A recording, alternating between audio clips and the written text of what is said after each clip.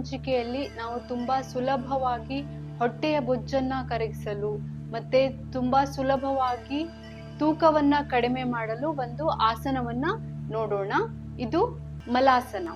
ಇದನ್ನ ಸಾಮಾನ್ಯವಾಗಿ ಎಲ್ಲರೂ ಮಾಡಬಹುದು. ಆದರೆ ಕಾಲುಗಳಲ್ಲಿ ನೋವಿದ್ದವರು, ಮಂಡಿಗಳಲ್ಲಿ ನೋವಿದ್ದವರು ಇದನ್ನ ಮಾಡದೇ ಇರುವುದು ಉತ್ತಮ. ಈಗ ನಾವು ಇದನ್ನ ಹೇಗ್ ಮಾಡಬಹುದು ಅಂತ ನೋಡೋಣ. ಮೊದಲು ಕಾಲುಗಳಲ್ಲಿ ಸ್ವಲ್ಪ ಗ್ಯಾಪ್ ಕೊಡಿ, ಸ್ವಲ್ಪ ಹೊರಗಡೆ ಚಾಚಿ ಕೈಯನ್ನ ಈ ರೀತಿ ಇಟ್ಕೋಬೇಕು. ಇದನ್ನ ಮೊದಲು 2 ಸ್ಟೆಪ್ ಅಲ್ಲಿ ನಾವು ಮಾಡಿ ಆಮೇಲೆ ಮಲಾಸನದಲ್ಲಿ ಕುಳಿತುಕೊಳ್ಳೋಣ. Inhale, exhale, inhale, exhale.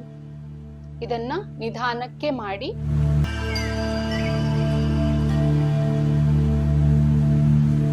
ಈ ರೀತಿ 10 ರಿಂದ 20 ಬಾರಿ ಮಾಡಬೇಕು. ಆಮೇಲೆ ಹೀಗೆ ನಿಂತು ಒಂದು 3-4 ಸರ್ತಿ ಡೀಪ್ ಬ್ರೀತಿಂಗ್ ಅನ್ನ ಮಾಡಿ.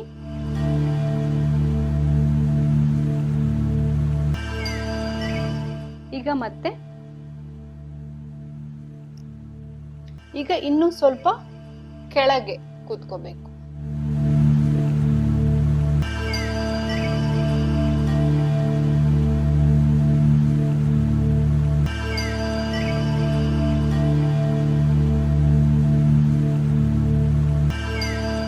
ಇದು ಮಲಾಸನದ ಪ್ರಿಪರೇಷನ್. ಈಗ ಹೀಗೆ ಮಾಡಿ ನಿಧಾನಕ್ಕೆ ಕುಳಿತುಕೊಳ್ಬೇಕು. ಕೈಯನ್ನ ಹೀಗೆ ತಂದು ಸ್ಪೈನ್ ಕೂಡ ಸ್ಟ್ರೆಚ್ ಆಗುತ್ತೆ ಇದರಲ್ಲಿ. ಹೀಗೆ ಹೋಲ್ಡ್ ಮಾಡಿ ಮೊದಲು 30 ಸೆಕೆಂಡ್, ಆಮೇಲೆ 40, 50 ಈ ರೀತಿ ಟೈಮ್ ಅನ್ನ ಜಾಸ್ತಿ ಮಾಡ್ತಾ ಹೋಗ್ಬೋದು.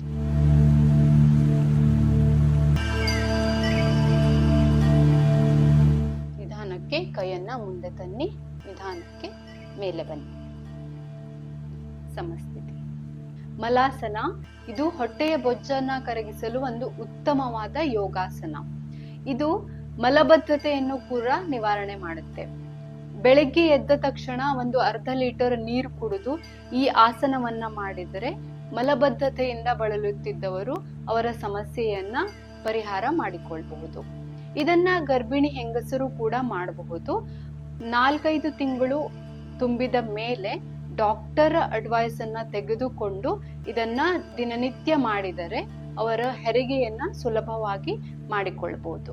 ಈ ಎಲ್ಲ ಆಸನಗಳನ್ನ ಮಾಡಿ ಆದ ಮೇಲೆ ಒಂದು 5-6 ಸರ್ತಿ ಡೀಪ್ ಬ್ರೀತಿಂಗ್ ಅನ್ನ ಮಾಡಿ ಅಥವಾ ಓಂಕಾರವನ್ನ ಮಾಡಿ ಅವತ್ತಿನ ಯೋಗಾಭ್ಯಾಸವನ್ನ ಮುಗಿಸಬೇಕು.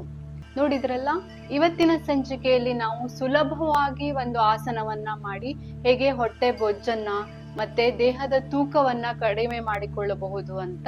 ಮುಂದಿನ ಸಂಚಿಕೆಗಳಲ್ಲೂ ಕೂಡ ಇದೇ ರೀತಿಯ ಯೋಗಾಸನಗಳನ್ನ ನಾವು ನೋಡೋಣ. ಅಲ್ಲಿಯವರೆಗೆ ನಮಸ್ಕಾರ.